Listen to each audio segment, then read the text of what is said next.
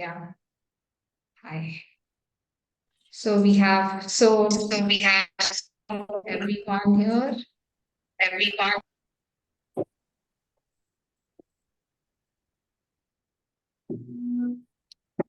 Hello. Hi, everyone. Hi, Hello. ma'am. Good afternoon. So we have Good all the afternoon. panelists here. That's great. So now the session is recorded and then it'll go live as in when there's a technical glitch.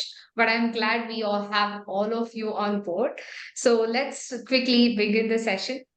So, and firstly, welcome you all for the Neolacta live panel discussion happening today. And as you all aware, that today is very important because today, November 17th, is observed as World Prematurity Day, right? And it is basically to create awareness of preterm births and also the concerns and, of what the preterm infants go through along with their families. So just giving a glimpse, like as you all are aware, and I also want to let the audience know that approximately 50 millions of birth happening worldwide as preterm, right? And this is like accounting for 1 out of 10 babies born as a preterm birth. And unfortunately, in India, we contribute almost 1/3 of preterm birth worldwide. And this accounts for 3.5 million preterm babies born every year. So this is not such a good sign for India, and also there is a high mortality happening here, right? And so making sure that we give the proper care through all the experts we have and the technologies we have, and making sure that the therapy, nutrition, everything is given appropriately is very important. So let's and also we have the theme for World Prematurity Day, that is small action and big impact, and giving immediate skin to skin care. So today topic we have is advances in holistic care and support for premature babies, navigating challenges and innovations. So I myself am Dr. Harni Manjunath, Chief Scientific Officer, Neolacta Life Sciences, will be moderating the session with all the panelists present in the panel discussion. And let me quickly introduce the panel members. So, firstly, we have Dr. Prashant Oda, who is the energetic and eminent neonatologist. And, he's also very kids friendly, baby friendly, and he's the head of pediatrics and neonatology, Motherhood Hospital, Sarjapur. And he's also the founder of DYU Women and Child Healthcare, which caters all advanced innovation technologies, which is beneficial for the management and treatment purposes. And welcome, sir. And Thank you. Thank you. yeah. And next we have Dr. Rima Goel, who's the senior consultant gynecologist and neonatologist. I mean, sorry, consultant obstetrician and gynecologist. Sorry, ma. And practicing at Vaishnavi Nursing Home and Gurgaon. And thank you so much, ma'am, for joining the session. And I'm sure we are meeting for the first time virtually. Yes, yes. Yeah. Thank you so much, Dr. Harini. And hi, Dr. Prashant, and hi to everyone. Hi, hi. Great. Yeah. And next, so following neonatologist and of the gynecologist, we have Dr. Snehal Mali. She's the lactation consultant, pediatrician and lactation consultant practicing at Knight's Advanced Neonatal Care Center, Kolhapur. Welcome you, ma'am. Thank you for joining the session. And also, Hello, everyone. And also, at last but not the least, we have Jai Chitra, who's the nurse, because she would play the key role for all of you present in the session. I'm sure everyone would agree that without the nurse's presence in NICU or wherever possible, it's impossible to make sure the proper care is taken care. So thank you, sister. And she is currently the NICU in charge practicing at Cloud9 Hospital, Bellandur, and she has 12 plus years of experience. And I'm sure that with her expertise handling the preterm babies and following the whatever guidances doctors give them, they follow. So she will uh, give us more insights about handling the preterm babies. So welcome you all once again. So let's begin the discussion quickly, and we'll also have a parent who will join the session soon. Okay, so first question, I would like to ask Dr. Rima, because now let's begin like how the preterm birth happens. Now, what is the most common cause that leads to a preterm delivery? And what are the steps you would take in the antenatal period to prevent these delivery happening? So this question is very important. First of all, wishing you all a very happy World Premature Day.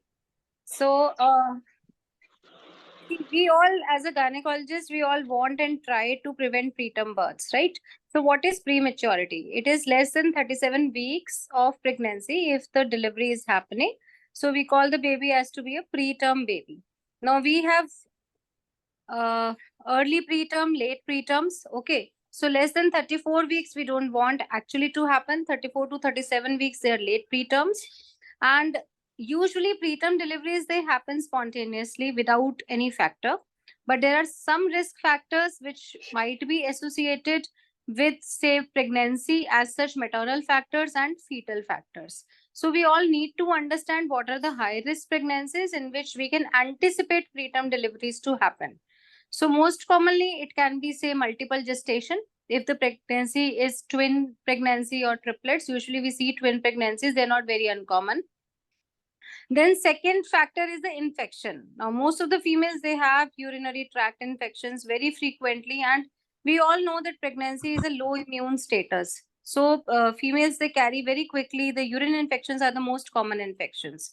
So any infection in the pelvic area can trigger contractions in the uterus and can lead to preterm labor. So how the patient can present? Patient can come with leaking, suddenly water bag bursts and water comes out, or she can come with labor pains, mild, she can come with mild labor pains also. So this is another factor we need to look into this. Then there are maternal factors in which we want to induce prematurely, like severe preeclampsia if the BP goes very high, if the patient is very anemic, decompensated state, we want to. Then for the maternal benefit, we need to induce the delivery part, है ना? Then any gestational diabetes if it goes uncontrolled, any placental factor if it is there, say placenta previa or any abruption because of high BP, if it happens, that calls for the emergency C-section.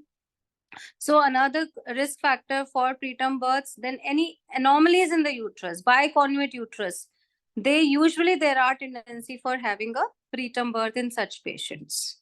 So these are the risk factors or positive factors which we might look into. And how can we go for prevention of these is a good antenatal checkup. So we always advise patient to come for a good antenatal checkup, routine testing, say every monthly visits, which we are recommending, they should take those visits.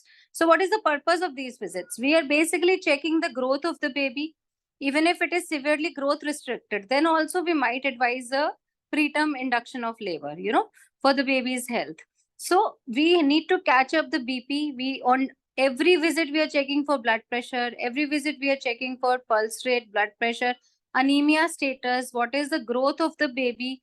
As such, per abdominally, we are checking what is the fetal heart rate. These are the routine checkups. Then on ultrasound, we can pick up any high risk factor. Say if there is short cervical length on ultrasound, then we know that this patient might land up in preterm labor. She might land up in late second trimester delivery. So we need to counsel her, put her on some medications so that she does not land up in such situations. So this is how we can go ahead with the prevention part by counseling the patient, explaining her the risk factor if it develops. So how do we deal with it? And in emergency, how early she has to contact us. That is also very important. Right. Thanks, Pam. So, and what I understand is it's like mostly the maternal factors which also contribute for the preterm delivery. And as you mentioned, not all the preterm births, like it's known, it's some, most of them are spontaneous. And then, and the best thing will be to make sure to have the proper antenatal checkup and the counseling following that. Thank you. Like I want to ask Dr. Prashant, sir, like now understanding there's a preterm delivery, what are the immediate steps we take to make make sure the nutrition aspect, especially the immediate care, is taken for the preterm baby? And what would be the ideal setup to make sure that the baby is taken care in the appropriate way?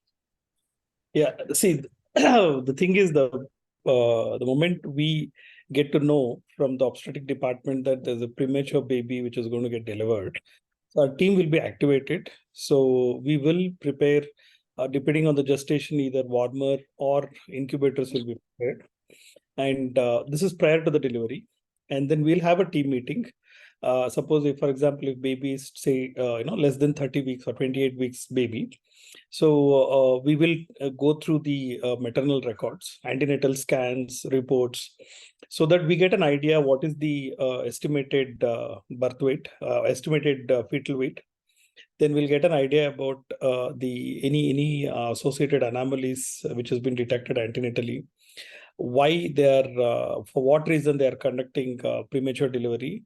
If it's an infection, so we keep, if there are risk of sepsis, is that we keep antibiotics ready based on the estimated fetal weight. Then both in the labor room and even in NICU, inside NICU, the entire resuscitation set will be ready. And two senior neonatologists and the on duty doctor, minimum 2 doctors will be there, so that things are ready. And the moment baby comes out, so we look at the whole idea of premature care. What we have seen from last 2 decades is it's not just about the survival of the baby, premature baby, it's about the intact survival. So when baby comes out premature, we look at every aspects of the baby. That is, when baby survives, the gut should be fine, brain should be fine, heart should be fine, and the kidney, every vital organ should be fine. Even the skin is taken care, humidity is taken care, so that whatever, see, it's very difficult or it's impossible to recreate the entire womb environment artificially, but we try our level best to try to look at and address all the key concern areas where we can provide maximum support to the premature baby. So once the baby is out, we look at the baby, and then if baby needs any assisted support or ventilation, accordingly it will be done as per the neonatal resuscitation protocol. The whole concept, the present day concept, is to have very minimum duration of invasive ventilation. So when we say ventilation, we put a tube into the trachea and then we connect it to the ventilator. This is called invasive ventilation. There are different modes in that. So presently, we have pressure triggered ventilation or volume triggered ventilation. We have different concepts now. So based on whatever that particular unit is comfortable with, and based on the condition of the baby, either baby needs a volume guarantee ventilation or a pressure support or high frequency ventilation, depending on that, we put it. The whole idea is to have a very minimal duration of invasive ventilation and try to take out the baby at the earliest and put on non-invasive mode of ventilation. We call it as CPAP or OptiFlow. So now in our center, earlier, if you take, when I was doing postgraduate in Assam, that was almost 2 decades back. If any premature baby, if they survive, that was a big thing, and we would ventilate for very long time, like 3 days, 4 days, and few babies have gone till a week as well. Because the concept was totally different. Now hardly we do invasive ventilation, hardly for 6 hours or 12 hours, and few of the premature babies we just directly put what is called as insure. We put surfactant, make the lung elastic so that the maximum oxygen carbon dioxide exchange happens, so that baby metabolic, respiratory, and metabolic things are maintained. And then we put and we take out the tube and put on the non-invasive mode of ventilation. The whole, if you have to simplify the entire thing, the earlier concept of invasive ventilation, now the present concept is to go with non-invasive mode of ventilation, so that we are minimally hurting the lung and we are supporting and giving a support what is required. Neither it should be more nor it should be less. Oxygen is a life-saving thing, but if you give too much, oxygen can lead to a lot of other complications in eyes, a lot of other complications in other vital organs. So we have to provide what is required. So the entire concept now, it is, it's a customized, baby specific, and depending on the condition of the maternal condition and the baby's condition, we customize the entire process. So this is at the time of birth. And then next, the big challenge what we get is post delivery is once the baby lung and heart is stabilized, the vital organs are stabilized, and baby starts breathing on their own. Simultaneously, we have to start on nutrition. So day 0 itself, we start on nutrition with required amount of protein, required amount of intralipids will be started on day 0 itself. And if baby needs antibiotic, we give. If baby doesn't need antibiotic, we don't give. Because as I said, what is required, we need to give. There is nothing called giving just like that. So that concept is gone now. And we try to involve parents before delivery. They get a counseling session. We prepare them, we talk to them, we tell them that what is premature baby, how it's going to be, what will be the course, how many days they're going to stay with us, and what are the ups and downs we observe in a premature baby. So this antenatal counseling of the family, especially the mother and the father, is very, very key, so that they are prepared. So as a premature parent, financially, they need to be strong, emotionally they need to be strong, and uncertainty of what it's going to be, because nobody can predict on this world what it's going to be. We can only say based on our experience with this similar situation, what was our experience and how the baby reacted with our experience, because each and every baby, how they behave is different.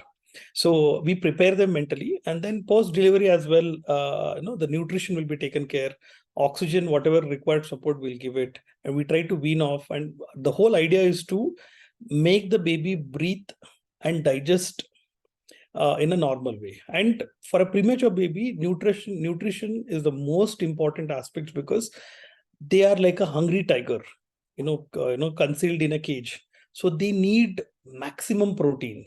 So there is no thing of not giving adequate protein, not giving adequate calories required for the baby. So how do we give it if they're on ventilation? Is by parental nutrition. Then once the baby is out, as soon as possible, the present day concept is to start mom's milk if it is available, or human milk if it is available, with the permission of and consent of the parent.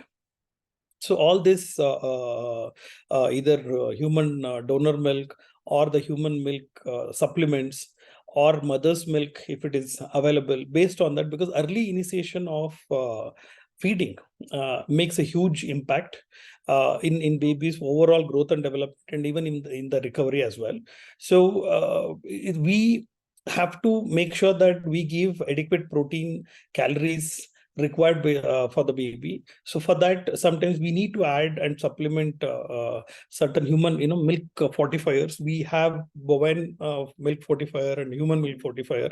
So we try to customize at every level what is required. So nutrition is the most important thing in a premature care. And if nutrition is taken care well, the risk of baby having infection or infection associated complication will get minimized. The duration of ventilation will come down. The duration of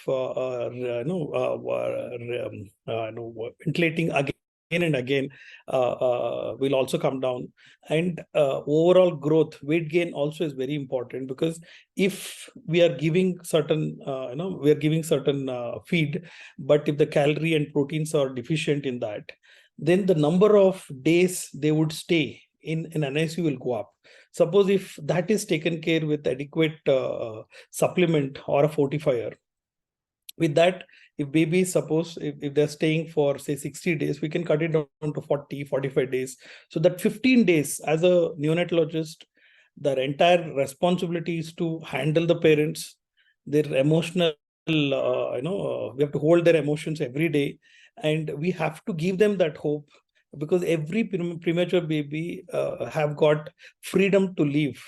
So earlier days of concept, as I said, the moment 20 years back, if you take, if they are less than 1 kg, they would say if it survives, Bhagwan ke bharose. If it doesn't survive, don't worry, you focus on kids who are more than 1.5 kg. That was the earlier concept.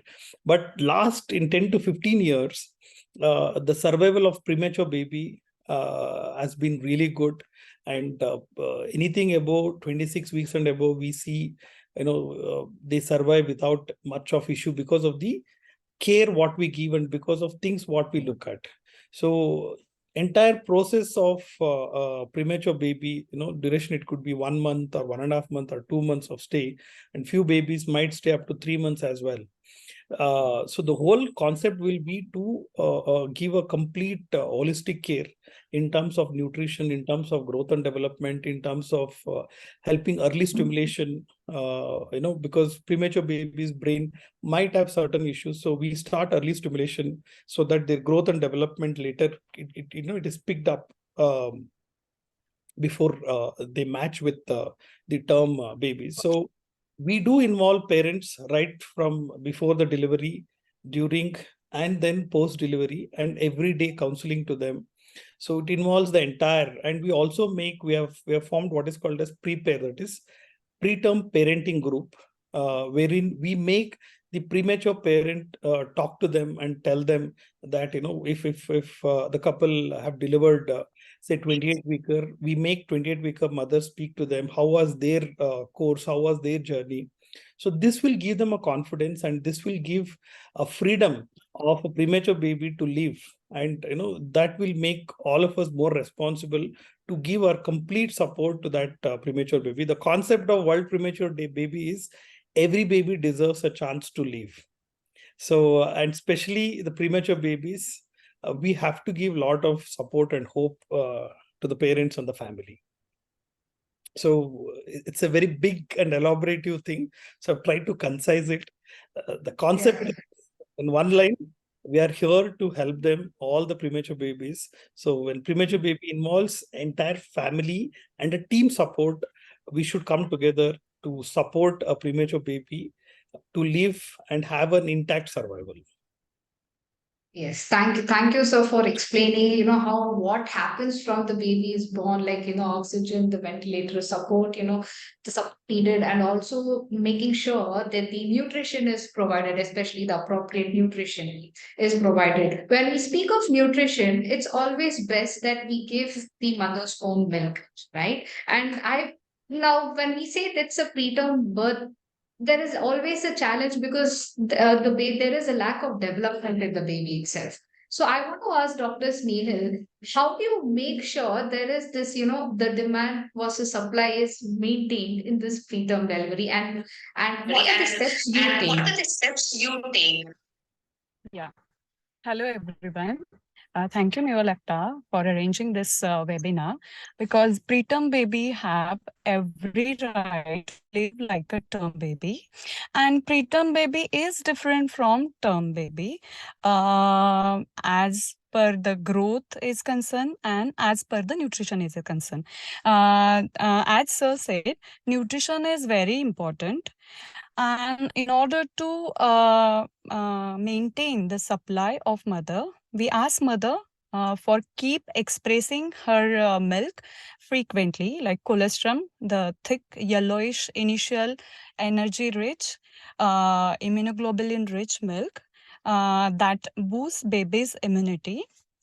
So we ask her to continue expressing and giving as per the advice of neonatologist, as neonatologist allows. And then after, we ask mother for pumping. So in that way, the mother can maintain her supply. Meanwhile, for baby, we initiate NNS, that is non-nutritive suck. As premature baby have the suck reflux by 24 to 28 week, but the suck and swallow the rhythm and coordination has not been established within these days. So we ask parents to involve in this process. So we ask them for SNS, that is, or a supplemental nursery system. In that, we advise parents or the nurses to initiate the feeding or establish breastfeeding. The next stage would be kangaroo mother care. As kangaroo mother care is important to establish a bond between mother and baby, as in certain age, when the baby is near term or when the baby is ready to transition on the breast, we advise them for non-nutritive suck, so that baby will be able to adjust. Hello. Yes, ma'am, we can hear you. Please go ahead. I think you unmuted. Yeah, sorry. Yeah. Yes. Yes, So ma'am. Yeah, sorry. So as sir and ma'am said, the nutrition is very important for premature baby, and that is the mother milk plays an important role for cognitive and somatic development of the baby. Donor mother milk can also have the important role in this. In absence of mother milk, we advise for a donor mother milk, or we can go for the human milk fortifiers. Uh, as per the mother's challenges or the baby challenges are considered, maintenance of breastfeeding is quite difficult in preterm babies. So we advise mother to take antenatal breastfeeding counseling sessions, which make mother confident, so that this all process will be uh, uh, familiar for the mother, and mother can have confidence, and in that way she can be with the baby, she can feed the baby, and the main part of nutrition will be taken care of. Yeah. Thank you. Thank you so much, ma'am. So you really gave us a good insight. So especially now considering the theme that, immediate skin to skin contact and non-neutral suckling, so that the baby, it allows the baby to, enhance the suckling and also the emotional bond. So now having the orders from neonatologists, obstetrician and the lactation consultants, let's understand how the nurses, what are the different challenges the nurses face on a day-to-day basis, because they are the key person who stay for a long duration of time in the NICU. So without them, I think even every clinician from pediatrician to neonatologist would be worrying a lot. They would say it's okay to have more nurses even with less preterm babies, right? So sister, over to you. So what do you think that what is the most common challenges you face, handling these preterm babies, especially while giving the nutrition and other techniques like, inserting an IV cannula, because Prashant sir said that, they give the parenteral nutrition. What are the challenges you face? Good evening to everyone. Regarding that IV line, initially there are very difficult for the preterm IV line to get. First of all, we'll make sure the temperature will be like if less than 28 beaker, as soon as possible we're supposed to put the cannula. So ensure that we will maintain the temperature and we will settle the environment as soon as possible.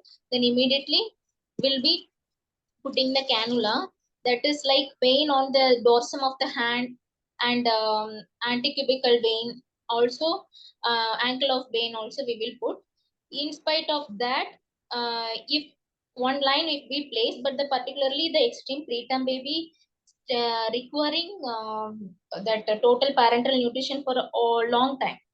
So what we will do, it's like it's called central line, the umbilical, through the umbilical they will insert the line, as well PIC line also will be inserting. Due to that, the baby may needed the longer nutrition through the IV therapy, baby will be getting. Also, when the baby is establishing feed and tolerating well, slowly will be coming down and we will be stopping all the fluids and totally we will be fulfilled with the we will be stopped by the fluid.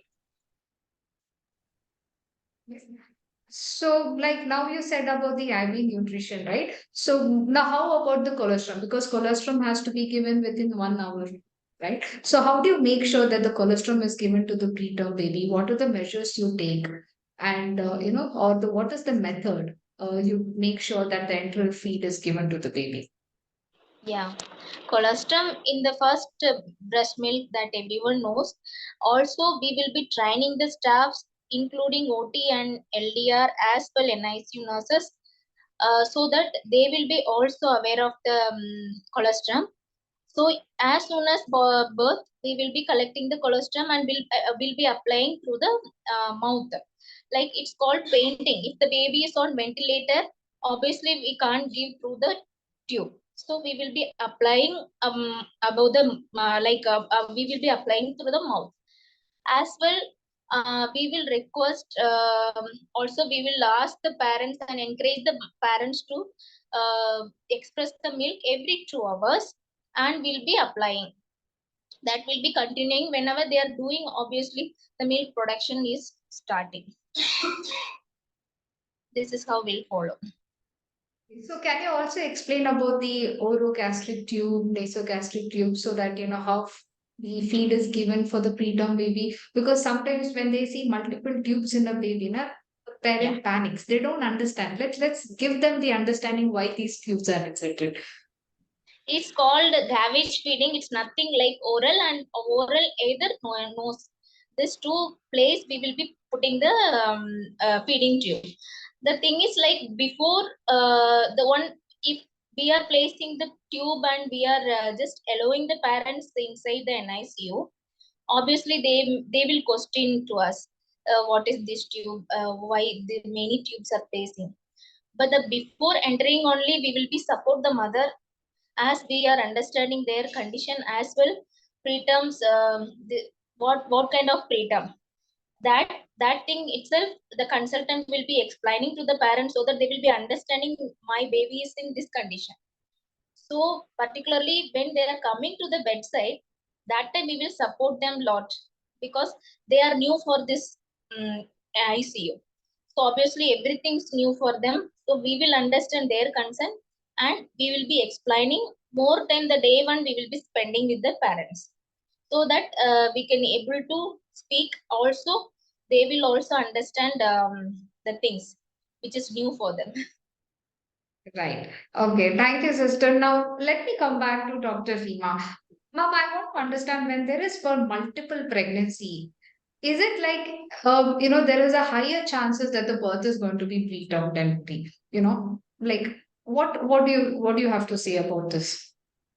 See, yes, with multiple gestation, we always counsel the patient at the very first meeting that there are chances of going into preterm labor or induction of labor because of any maternal condition if it develops. Because high blood pressure, gestational diabetes, they are all more common with multiple pregnancies. So we always counsel them, and precautionally also we tell them to take a steroid cover, say at 32 weeks. I usually tell my patients to go for the steroid cover in case after 34 weeks till 37. So 34 to 37 is the window where they might deliver. They might deliver more preterm, but not because of multiple gestation then. It might be because of infection or some other risk factor. But definitely we need counseling and we need to be prepared for that also. So we give them the precautionary steroid cover to all of my multiple gestation patients. And in case she lands up in labor or she comes with labor pains, first of all, we try and avoid that. We try to give tocolysis or something like that. If we know that the delivery might happen, we may also give a neuroprotective injection called magnesium sulfate so that the babies at least are protected neurologically also. So that is given in less than 32 weeks if the patient is delivering at less than 32 weeks. It's after 32 weeks, we say that it has not much of role. Steroid cover we can give them. Yeah. Thanks, ma'am. This reminded me of my own experience when I had a preterm, it's just triggered, but then I had to undergo all these treatments so that it's Main part, avoided. as Dr. Prashanta said, we have to counsel the patient also, the family also. We have to, it has to be a teamwork. Like when the patient is coming in a preterm, say with preterm labor pains, or we are anticipating a preterm birth. Now that depends at what gestation the patient is coming. So if she is very preterm, say 26, 28 week pregnancy, we need a very good NICU setup with us.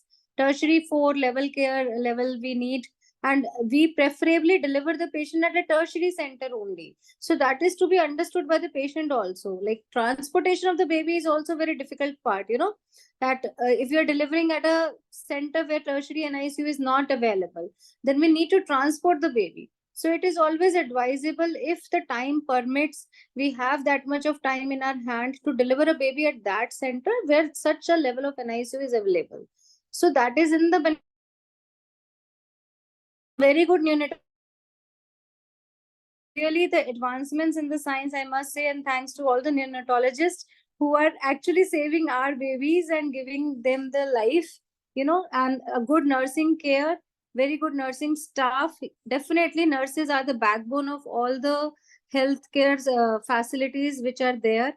Without them, we cannot give our best. Despite giving our best, we need their help. So it is them who are basically taking care of, I must say, not only the neonates, but to every patient. So this is what I'm counseling my staff also. You are the person whom we are actually dependent on. So if you are there, then our patients will be in, good health. Right. Correct. It's definitely a team effort, as you mentioned. So I want, and Exactly. the next, yeah, I want to ask, understanding the importance of nutrition and, when you start the nutrition. But still, there will be incidences of feed intolerance at certain circumstances. And how do you handle such feed intolerance, and how do you make sure the nutrition is still provided under such circumstances? Yeah, I think you asked my favorite topic. So, because I'm one of the few who has introduced point of care ultrasound, and we train the postgraduates and other practicing pediatricians who practice neonatology. So basically, when we give a feed, the earlier concept was we would take if suppose baby develops say feed intolerance, we would take a X-ray. X-ray is basically static, and unless it reaches, there are different stages. So one of the Bangalore doctor had challenged, we have a staging called as Bell staging, from stage 1 to stage 4, where how the if there is feeding intolerance, how it will lead to gangrene, block of blood supply, lack of blood supply, perforation, and things like that. So if you are waiting till, you take a serial X-ray, go on taking serial X-ray and wait till feeding intolerance and then lack of adequate blood supply, which if it happens to the intestine, and then perforation, only when it perforates, you see in X-ray. So this is what generally we were doing.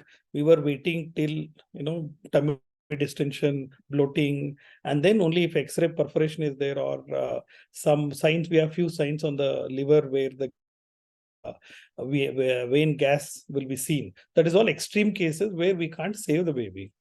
Now, thanks to ultrasound, we call it as focus or point of care ultrasound, wherein there are around 10 to 12 signs, where if you put a probe and run it across the tummy, we'll exactly know that where to intervene, how to intervene, where to intervene, and what to be done. So with this, ultrasound tool coming into the NICU, we are able to, suppose if baby has some feeding intolerance, I'll get an ultrasound done. I'll do an ultrasound and check whether the thickness of the bowel is fine, whether the blood circulation of bowel, whether less blood supply is there, more blood supply is there, that we will see. And we also see that how does the entire look? Usually we see in small intestine we do have duodenum, jejunum, and ileum. So this feeding intolerance and perforation that typically seen in the terminal part of ileum, that's a part of the small intestine. So now we don't depend on X-ray and wait till it perforates. Now, even when they're in early stages of NEC, it can be picked up with the ultrasound, and we can see live. Suppose if baby has some feeding intolerance or signs of NEC or some inflammation which is not allowing baby to digest the milk. Once we stop feeding, and then once we address the primary concern, whether it could be infection or prematurity itself needs some time gap, rest to the tummy, and we can see in ultrasound, with serial ultrasound, how it has improved. Suppose if there is thickening of the blood bubble wall happens with we giving a gap to the tummy means intestine, we can see that recovering, and then we can restart feeds. There were instances where I had few X-rays and videos where it was with X-ray showed some static gaseous distension type, but when we did ultrasound there was nothing. So in those babies, unnecessarily we are holding. See, when we are feeding the baby, as I said, nutrition is the key thing. If there is feeding intolerance, we our most important thing is how early we restart the feed. It is not that a baby is stable, fine, without feeds, you leave as it is, because baby cannot, we don't want baby to survive only with IV fluids and nutrition, what we give through the veins. We want them to survive by taking milk and digesting that, so that they grow faster and they move out of NICU, and risk of sepsis, financial thing, everything will come down. So feeding, when you give feeding, first we have to start with a minimal amount of feeds, like 0.5 ml or 1 ml, but we have to start early. Early initiation of feed has got a lot of advantages. As we said, even if baby is unable to put it into the tummy through the tube, we can smear it into the oral cavity, whatever milk which mother gives, if that is available. And then in case if that is not there, because mother's milk is the best milk for premature babies, we have been running our NSU here in last 10 years. So I'm not exaggerating. I'm telling you that in last 10 years, we had one baby where we didn't start feed, but baby had perforation and signs of NEC even before the feeds were started. Apart from that, most of the babies, I'm not exaggerating, I'm telling you the proper thing. They had minimal feeding intolerance, but they've never gone into a next stage, because we give mother's milk, which is so effective in preventing NEC. And we also give, with the consent of the parents, human milk or donor's milk. And we try to avoid any of the formula milks or bovine derivatives till they reach certain maturity. So this is purely our experience, what I'm sharing. And a lot of data also has suggested that early initiation of feeding and mother's milk will create that environment in both oral and even in the tummy, where the digestion and chances of them having feeding intolerance going into other complications like perforations or signs of NEC will be reduced. So starting early, and gradually we have to progress the feeds based on the response of the baby. Gradually means not like in 1 month you achieve full feed. Generally, if baby is digesting well, we increase the quantity of milk, volume of milk, what we give each feed from 0.5 ml based on their weight. We increase like 5 to 10 ml or 20 ml based on their response to reach a full feed. We call it as 150 to 180 ml or 200 ml per kg per day, depending on their weight and how they respond. So we have to reach that as early as possible. It could be 2 days, it could be 3 days. Most of them do achieve within a week time max. From birth till week, we would achieve if there are no complications. once we start a feed, usually we see a problem of feeding intolerance and NEC at third and fourth week of, once we have started the feeds. That is a time when we are already, baby is accepting feeds for 3 weeks, and then we are confused.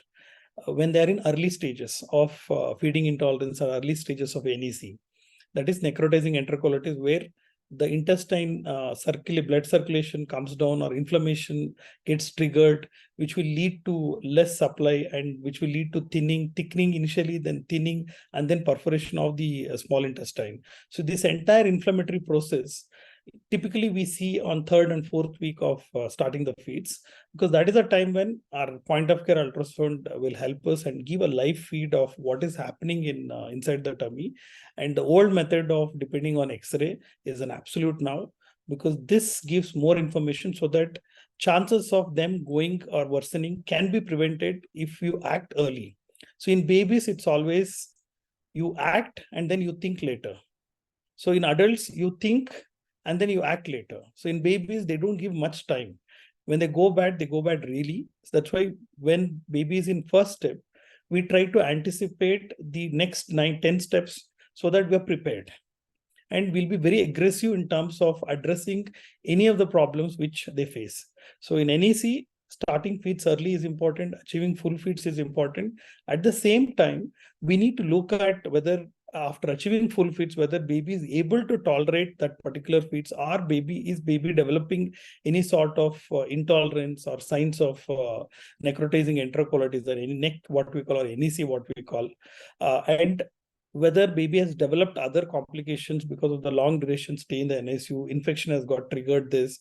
We have to look at every aspect. So, but nutrition, when we stop feed, we should be aggressive in restarting feed at the earliest whenever that happens, even whether it's in the morning, evening, or night. If we have a chance to restart feed, we have to start, because at the end of the day, we want baby to survive on milk, not on IV fluids. So this is the whole journey of how we handle. And definitely the earlier days, how things were handled for NEC, now it has changed drastically with the advent of, with the technology coming in. So NAC handling is far better now, because we'll be able to see everything live feed with our ultrasound, and just put a probe, we'll get to know what is happening in brain, what is happening in heart, what is happening in tummy. Even if there is some infection, hip also we just check and see, spine can be checked. Literally, even if you're finding it difficult to put a cannula, whether to check whether the lines are in place, ultrasound makes a huge impact. With this technology coming in, the complications, what we were observing earlier 10-15 years back, now it has reduced very minimal. That's why the survival of 26 weeks, and the moment gynecologists say that baby is 28 weeks and above, we know that baby will be fine, unless there is some comorbids. Even now it has reduced to 26 weeks. The lowest what we have survived in our center was 23.5 weeks. It was a twin with a birth weight of 430 grams. Baby is still coming, follow up with us. Baby is doing fine.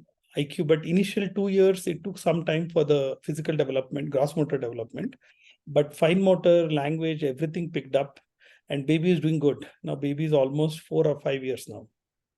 So that's a great achievement. not only here, there are a lot of places across India, all the places, all major places, they are doing very good in terms of preterm care, because we have so much of technology, so much of support what we're getting from nursing staff, from our team members, and even I know it's so challenging also, na? Yeah, it's so challenging also to bring out such kind of babies and pull them, and if they're doing good neurodevelopmentally wise also, then it's really good. And even the mortality in most of the hospitals, in our hospital, if you take, it is less than 0.5%. I'm not exaggerating. Maybe we don't see death at all, because things have changed that major, because of the technology, because of the monitoring, because of antenatal scans, because of good care. Premature babies are expected, not like they come unexpected. Because Exactly. when they come, we know that why, whether it could be because of any of the maternal factors, we will know early that why this is happening. So this has helped us in taking care of premature at a next level, so that they are, the whole concept of intact survival, we are pushing over there. But thank you, sir. I think with feed intolerance, what we learned is the practice of UST, as you mentioned, which is live and also quick to diagnose. And making sure there's no feed intolerance is also very important. And so now understanding, like, the breast milk, like importance, as you mentioned, I want to ask Dr. Snehal, how do you make sure that, because now most of the mothers hyperlactate and they are not able to feed. And what is your view with respect to donation of the milk, and what are the tips you can, to let the mothers know that they can make sure there is surplus demand of milk without the baby, demanding happening? No. Over to you, ma'am.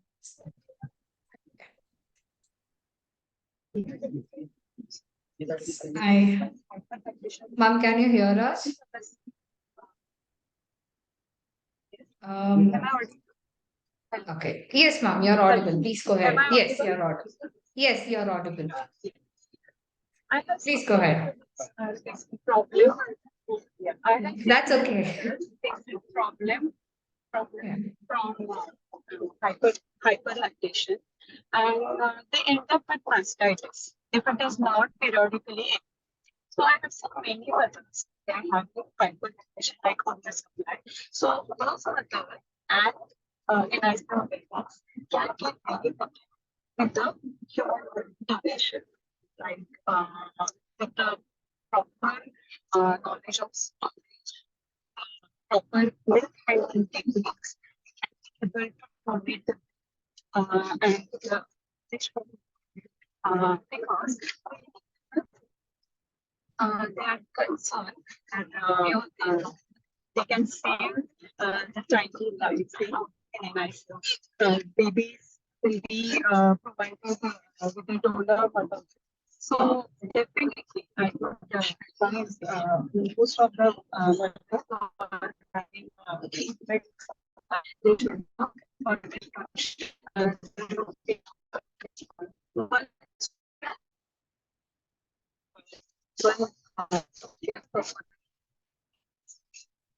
or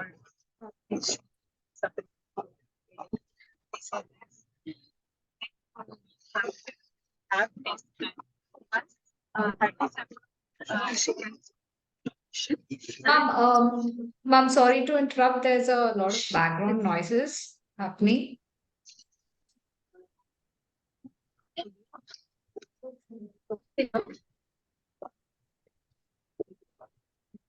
That's okay. With the time constraint, let's. Yeah, now you're audible. Yes, ma'am. Please go ahead. So I would definitely you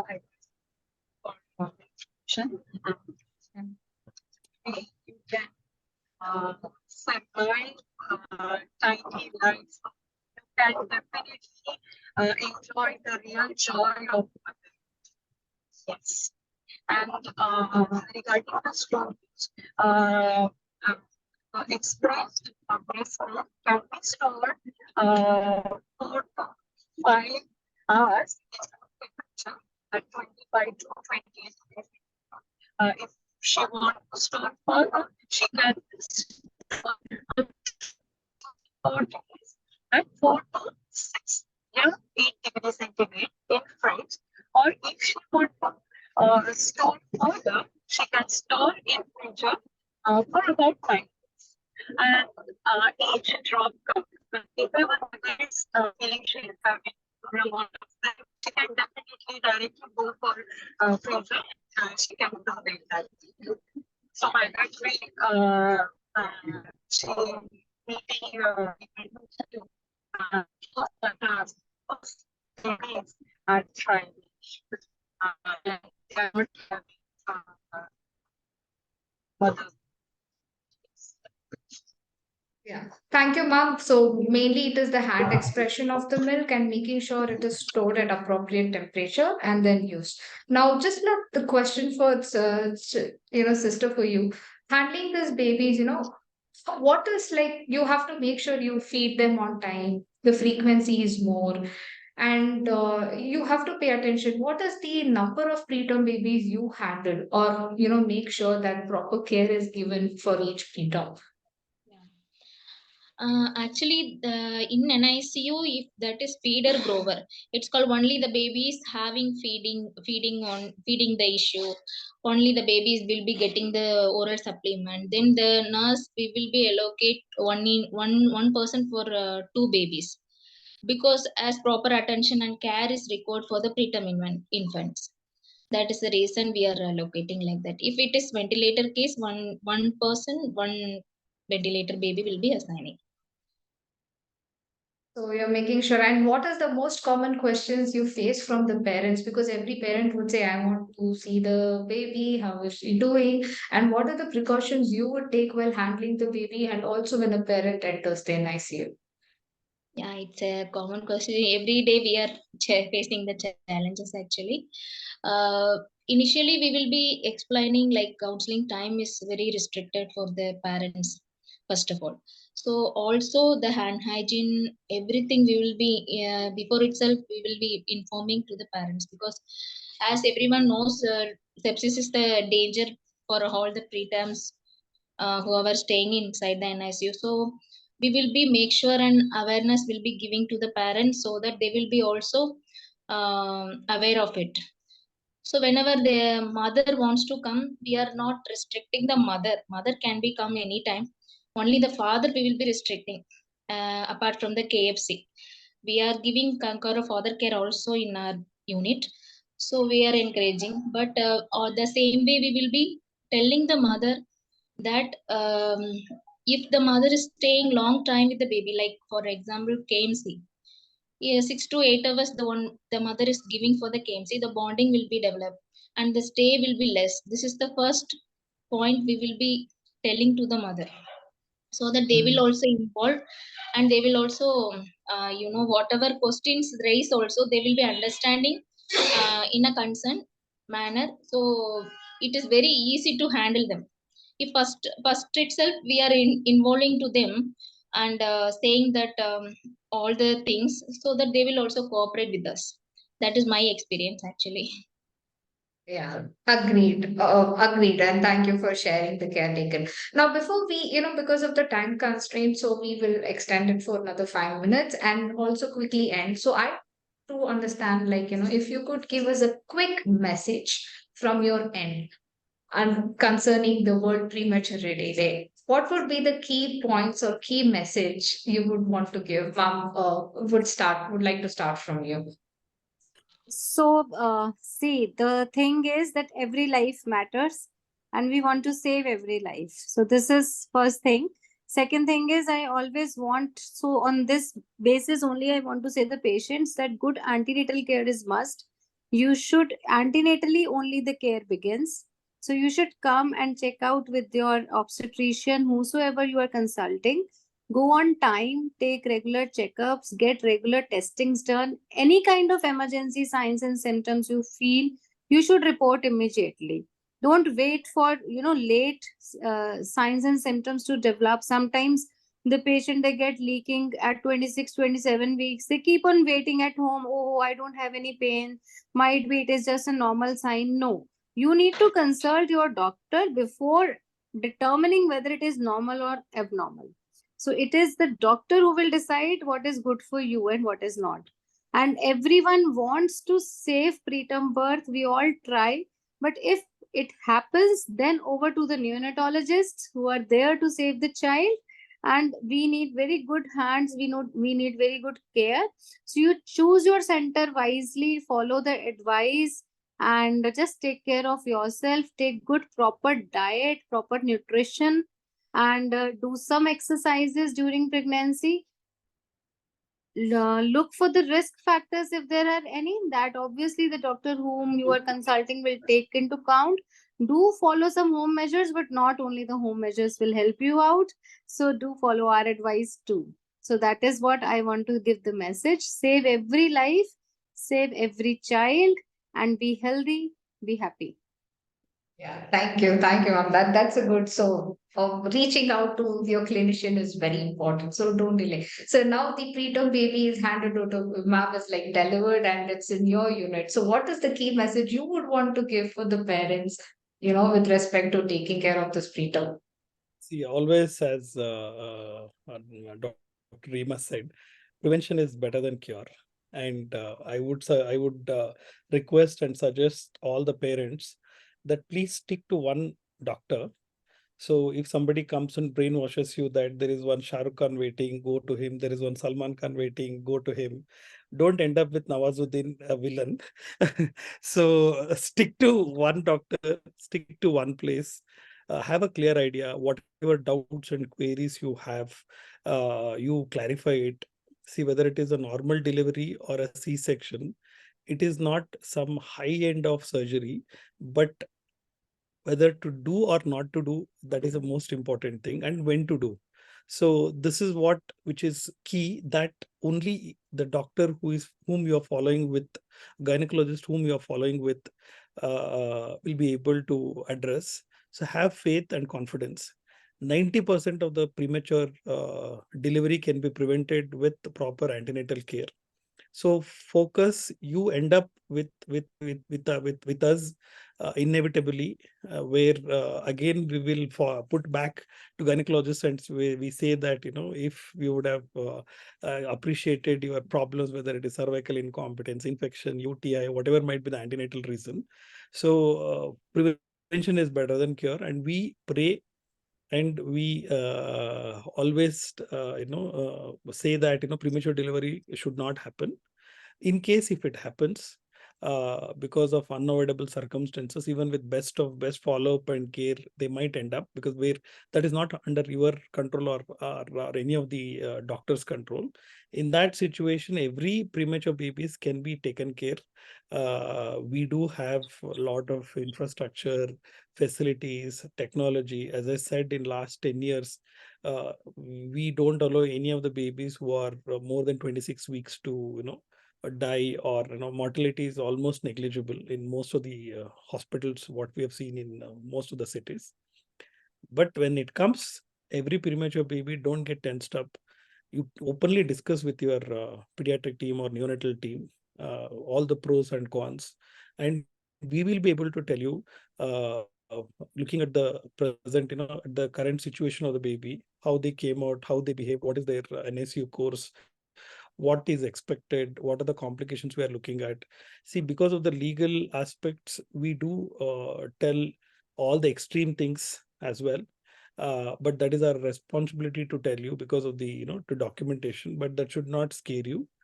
If you are getting any specific concerns, or if you're worried or scared, have an open discussion and discuss with them, discuss with the neonatal team. And now the present concept of NICU care is called as a integrated family centered approach. So in abroad already, mother, baby, mom, dad, and baby in one single room concept is already there. In India, because of financial constraints, we put NICU, babies in one single floor, 8 babies or 10 or 15 or 20 babies in one single floor. The family centered care is yet to enter in India, but here we do involve them, because every day they come, they take update. Have patience, have positive hope, and we'll try to rectify from our end whatever baby needs corrections, or whatever support they need.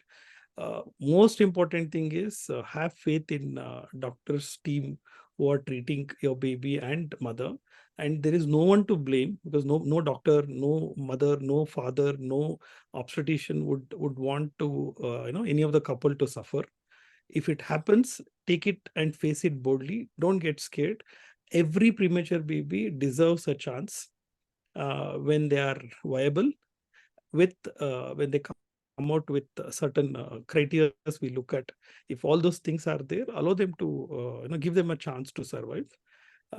Now even the insurance, few of the insurance are covering premature babies now. That's another good thing. So during pregnancy, when you're taking insurance, please do ask about premature baby cover. There are many companies now who have started providing insurance cover for premature baby. Preterm care is costly in present Indian scenario, because the ventilators what we use, the incubators what we use, those are all in many lakhs. So plan it well, your entire pregnancy, because when you're buying a car, you look at their interiors, leather cover, the color, the shape. You want this particular time, but when you're delivering a baby, prior to delivery, please do all your workup. You do talk to your gynecologist, exhibit faith and confidence. If you are not confident, you are free to go to any setup or any hospital. But once you stick to them, don't again exhibit not showing your confidence, because uh, the entire process of pregnancy, 9 months, is a very crucial phase, both for the couple and for the entire family. And when mothers become pregnant, the baby, always the beautiful soul, comes with a lot of dreams, hopes, and positiveness in the family. And when it comes to premature babies, your tension will be more because they have coming prior. So you have to be all the more prepared, all the more focused, all the more strong from inside. So be strong, have faith, have trust, give a chance. Every baby deserves a chance. And prepare for the worst scenario, expect the best and prepare for the worst scenario. That's how we take care of premature babies. On this auspicious day, let all premature babies survive with intact growth, development, and let them become superstars, the forthcoming superstars.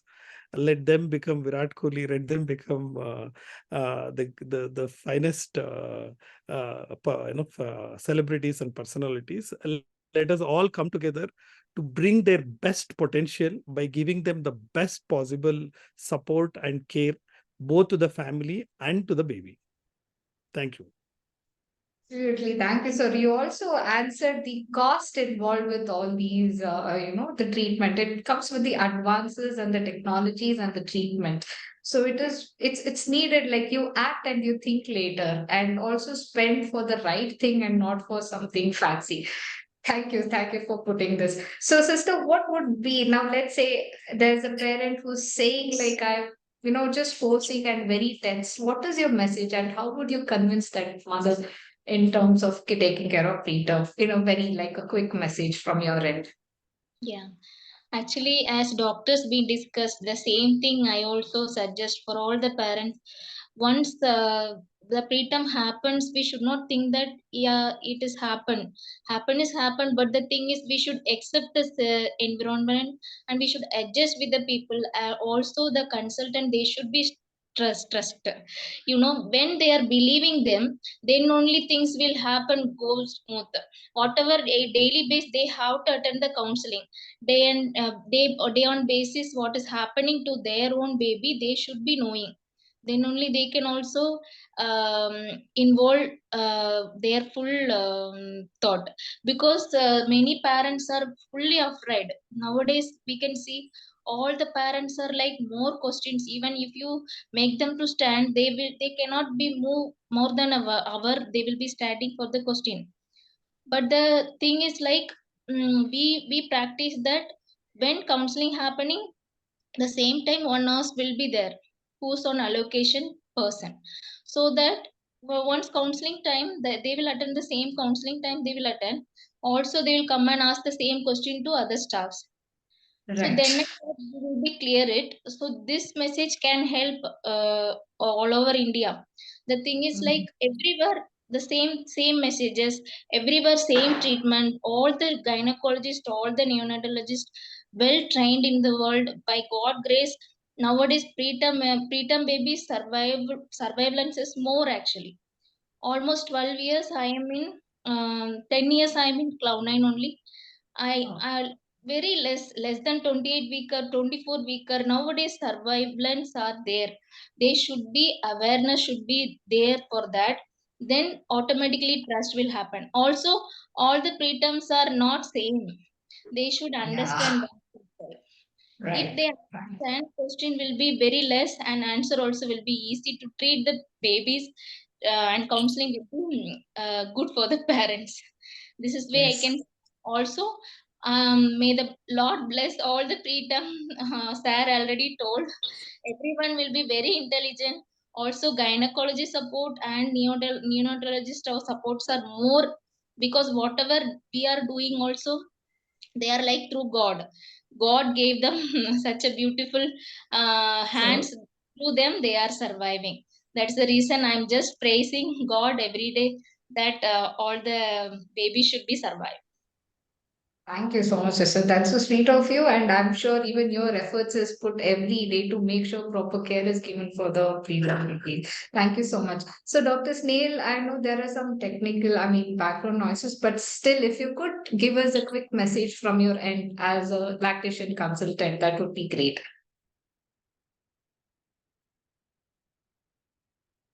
Dr. Snail, you're there? Can you hear us? Okay. Okay, so let's be already beyond time, and I want to check if Mr. Vishal is online. So I'm not sure. We have a person here, but okay. So I think the parent has not joined, but it's okay. Let's make sure that we get a parent to understand the challenges what they faced, and I'm sure because in clinically you will face every parent, and you'll have to give your time and counseling. But thank you to all the panelists for your valuable time. This was such a great discussion where you covered the important needs starting from the birth, antenatal care, birth, and in the NICU, and also the care given by the lactation consultant and the nurse especially. And I'm sure now this will be very important for every mother who has a preterm. They are going to watch it and get some confidence that every baby is different, and it's not always that you can't there is 100% chance that you can make sure your baby survives. And like Sasa said, let's have some Virat Kohli and celebrities in future.